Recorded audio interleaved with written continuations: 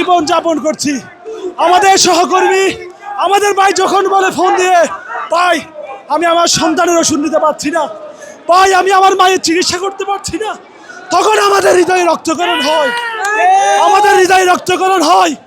আমার সহকর্মী আমার ভাই যখন ফোন দিয়ে বলে, ভাই পরিবারের অবমানন, আমার আত্মহত্যা করতে ইচ্ছা করে, তখন আমার হৃদয়ে রক্তকরণ হয়।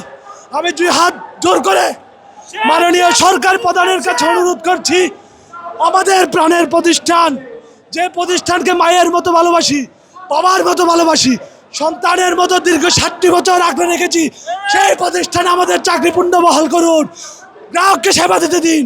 আমরা গ্রাহককে খুব মিস করি, এই প্রতিষ্ঠানকে খুব মিস করি।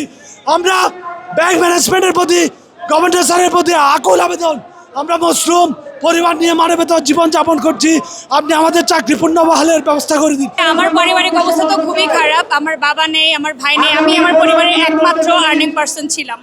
সে আমাকে অন্যায়ভাবে যখন চাকরিচ্যুত করা হয়েছে, আজকে আমি আমার বাচ্চার পড়াশোনা করাতে পারছি না, আমার বোনের পড়াশোনা করাতে পারছি না, মার চিকিৎসা করাতে পারছি না। খুবই আসলে করুণ অবস্থার মধ্য দিয়ে দিন যাচ্ছে। কালার এক্সপার্ট, জর্জ স্যাপ এবং মাইল্ড অন হ্যান্ডস টেকনোলজি সমৃদ্ধ অরিক্স ক্রিস্টাল ওয়াশ আপনার লন্ড্রি এক্সপার্ট। যেখানে হচ্ছে যোগ্যতার মাপকাঠির কথা আসে, সেখানে আমার MBA BBA সার্টিফিকেটে ফার্স্ট ক্লাস রেজাল্ট, এবং আমি JAIBBও কমপ্লিট করেছি। সুযোগ পেলে হয়তো AIBBও কমপ্লিট করতে পারতাম, বাট আমাদেরকে সেই সুযোগ দেওয়া হয়নি। আমি ফার্স্ট সিকিউরিটি ইসলামী ব্যাংকে ফরিদপুর ব্রাঞ্চে কর্মরত ছিলাম। তো এখানে আসলে আমরা চাকরি পুনর্বহালের জন্যই আসলে এসেছি। একটা আর্থিক প্রতিষ্ঠান থেকে কোনো একটা কর্মচারীকে চাকরিচ্যুত করতে হলে নির্দিষ্ট কিছু কারণ দর্শাতে হয়। কোনো প্রকার কারণ না দর্শিয়ে তারা কোনো প্রকার নিয়ম বহির্ভূতভাবে নিয়মের তোয়াক্কা না করে তারা আমাদের টার্মিনেট করেছে হাজার হাজার ব্যাংকারকে। তাই আমরা রাজপথে নেমেছি, আমরা জাস্টিসের জন্য রাজপথে নেমেছি। আমরা কোনো প্রকার ধ্বংসাত্মক কর্মকাণ্ডে বিশ্বাসী নই। আমরা 27শে আগস্ট পরীক্ষা বয়কটের পর থেকে আমরা এখনো পর্যন্ত নিয়মতান্ত্রিকভাবে শান্তি শৃঙ্খলা বজায় রেখে আমরা আমাদের আন্দোলন চালিয়ে যাচ্ছি। ইনশাল্লাহ আমরা কোনো ধ্বংসাত্মক কর্মকাণ্ডের মাধ্যমে নয়, আমরা আইনের শাসন প্রতিষ্ঠার মাধ্যমে আমরা আমাদের প্রাণের প্রতিষ্ঠান ইসলামী ব্যাংক বাংলাদেশ PLC-তে আবারও পুনর্বহাল হব ইনশাআল্লাহ। আমাদেরকে বিনা কারণে বিনা নোটিশে 547 জনকে আমাদের ব্যাংক থেকে, আল-আরাফা ইসলামী ব্যাংক থেকে 547 জনকে চাকরিচ্যুত করা হয় 20 জুলাই।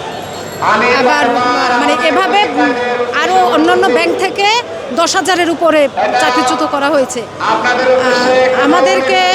আমরা চাচ্ছি আমাদের পুনর্বহালের জন্য আমাদের বেতন বোনাস সহ সমস্ত সব কিছু বহাল রেখে তারপর আমাদেরকে পুনর্বহাল করতে আমাদের দাবি। আমরা ইসলামী ব্যাংকের জন্য অনেক কষ্ট করেছি, কোটি কোটি টাকা ডিপোজিট এনেছি, হাজার হাজার লাখ লাখ অ্যাকাউন্ট করেছি, আমরা অনেক কষ্ট করেছি, আমরা দিনটা ত্যাগ করে ফেলেছি ইসলামী ব্যাংকের জন্য। আমরা এখন মানবতার জীবন যাপন করতেছি। মাননীয় প্রধানমন্ত্রী তারেক রহমান এবং বিভিন্ন প্রধানমন্ত্রীর কাছে আমাদের আকুল আবেদন, আমরা আবার আমাদের চাকরি জীবনে ফিরে পেতে চাই, আমাদের পুনর্বহাল চাই। আমাদের টিম আছে, দাবি আদায় না হলে পরবর্তীতে তারা কর্মসূচি ঘোষণা করবে, এবং আমরা এটার ন্যায্য দাবি নিয়েই মাঠে নেমেছি। এমন না যে আমরা কারো প্রতি অন্যায় বা কোনো দলের প্রতি জুলুম করার জন্য আমরা এখানে আসি নাই। আমরা এখানে এসেছি আমাদের ন্যায্য দাবি আদায় করার জন্য। যদি তারা সসম্মানে আমাদেরকে চাকরিতে পুনর্বহাল না হয়, তাহলে আমরা ইনশাল্লাহ আরও কঠোর আন্দোলনের মুখোমুখি হব ইনশাল্লাহ। বিগত 5 আগস্ট 2024 ইংরেজি পরবর্তী সময়ে অন্যায়ভাবে চাকরিচ্যুত কর্মকর্তা কর্মচারীদের পুনর্বহাল, জামাত শিবিরের নেতাকর্মীদের মত ও বিশৃঙ্খলা সৃষ্টির মাধ্যমে গৃহীত পদোন্নতি, পদায়ন এবং নিয়োগের অবৈধ সিদ্ধান্ত বাতিল এবং তৎকালীন গভর্নর জনাব এইচ মনসুর এবং জামাত মনোনীত অবৈধ পরিচালনা পর্ষদ ও ব্যবস্থাপনা কর্তৃপক্ষ বাতিল করে ব্যাংকিং খাতকে জামাতের অবৈধ দখল মুক্ত করার দাবিতে আজকে আমাদের এই আয়োজন।